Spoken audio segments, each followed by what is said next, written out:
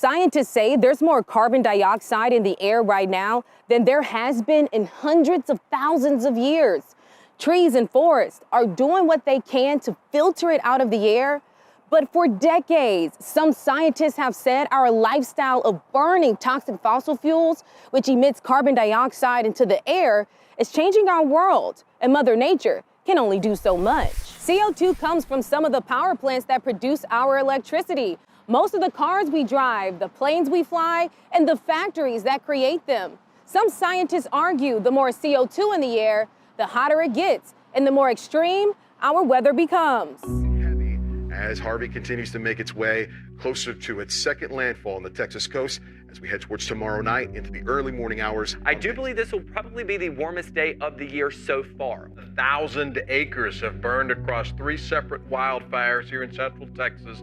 That's today alone. Including much of the Austin metro, we'll see 1/4 of an inch to a 1/2 inch of ice accumulation. This is not something which is going to stop just this year. It was not special.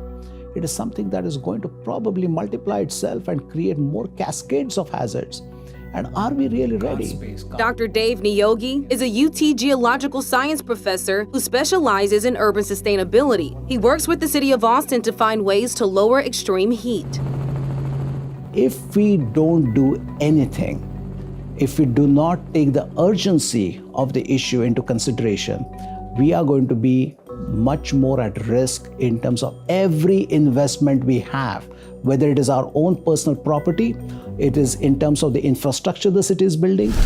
And businesses know that. That's why over the last few years, thousands of companies and cities have voluntarily set goals to become carbon neutral or have net zero emissions by 2040, including the city of Austin. So when we say net zero emissions by 2040, we mean reducing emissions in our community as much as possible. Zach Baumer is Austin's climate program manager. His team develops the city's plan to decarbonize. Internally, the city has an annual goal to reduce emissions by 5%. And to do that, the city buys a small number of carbon credits or offsets. It's not a large amount of money, but it does support real reductions and supports the carbon market. When it comes to the larger goal of net zero by 2040, the city could end up buying more credits when the time comes. But some advocates and experts worry that some companies rely on the credits too much. You may be asking, what are carbon credits or offsets?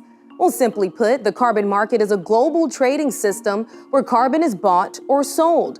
In most cases, if businesses can't meet their goals to reduce their carbon footprints by actually emitting less carbon through technology improvements or production changes, they can buy these credits from projects dedicated to removing greenhouse gases.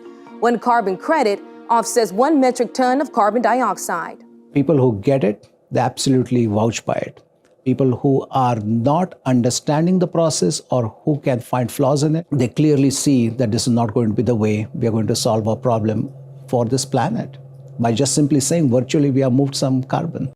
There are multiple ways to avoid emissions or sequester carbon to create a carbon offset credit.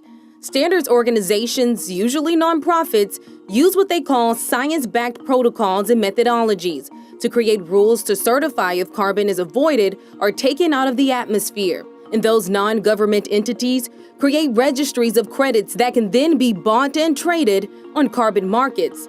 This is mostly unregulated. The EPA is not involved. There's not state or federal laws mandating any of this.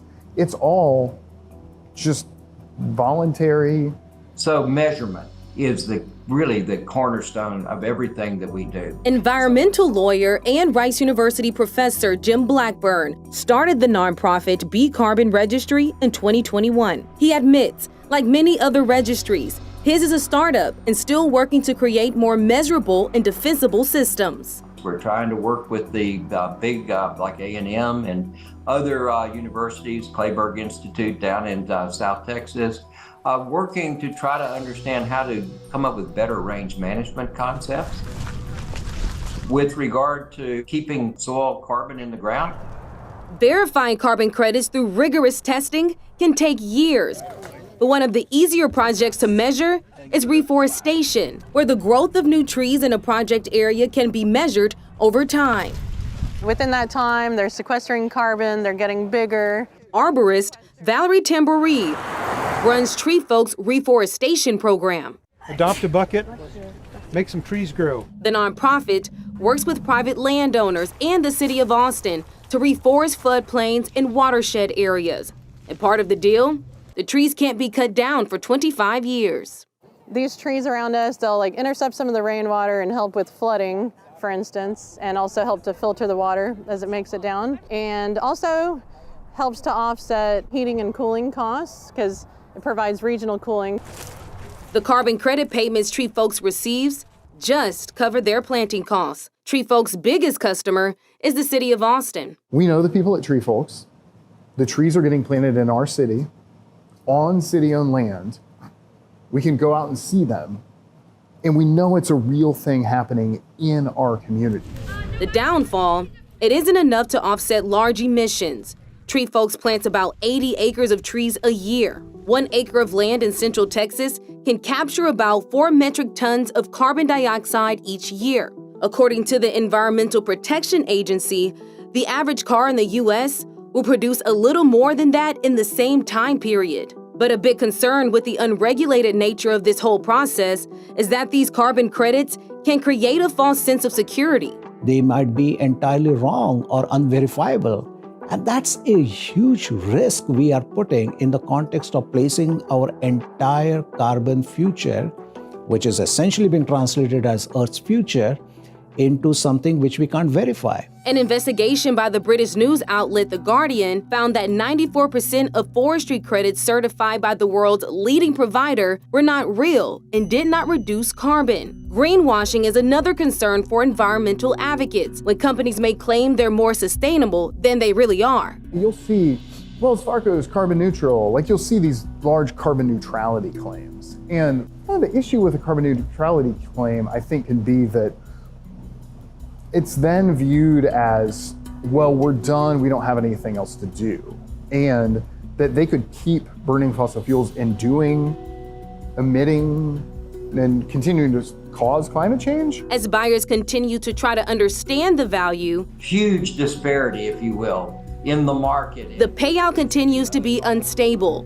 Blackburn says forest credits can range from $2 to $40 per credit in the U.S.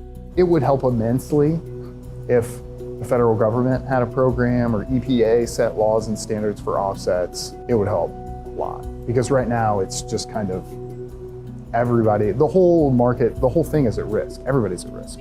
California is the only state in the U.S. with carbon emission regulations for some business sectors. A lot of it is just politics. It's culture wars of the United States of who believes in support climate change and who doesn't.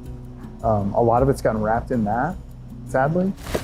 All these experts agree, with more resources, the carbon market will play a role in saving our planet in the future.